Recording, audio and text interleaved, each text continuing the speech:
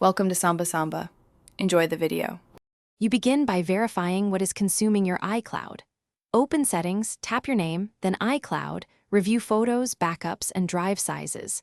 Once done, export or backup anything you cannot lose. Use Finder or iCloud. Com to download files.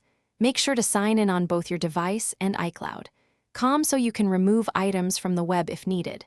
Now that prerequisites and backups are ready, proceed to targeted removal to free meaningful space quickly. You now tackle the heavy hitters.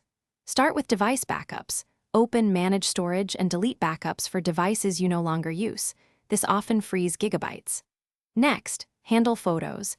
Disable iCloud photos only after confirming local copies, then empty recently deleted to reclaim space. Go into iCloud Drive and remove or download large files and folders. Check app-by-app usage and clear app data where safe. Also trim mail by removing large attachments and sent items. Once these middle steps are complete, verify freed space. You finish by confirming results.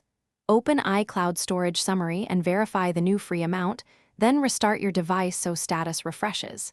If the expected space didn't appear, inspect recently deleted in Photos, iCloud Drive, and Mail.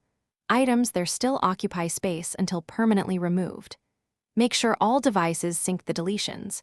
If you see inconsistencies, sign out of iCloud and sign back in, or contact Apple support for account-specific issues.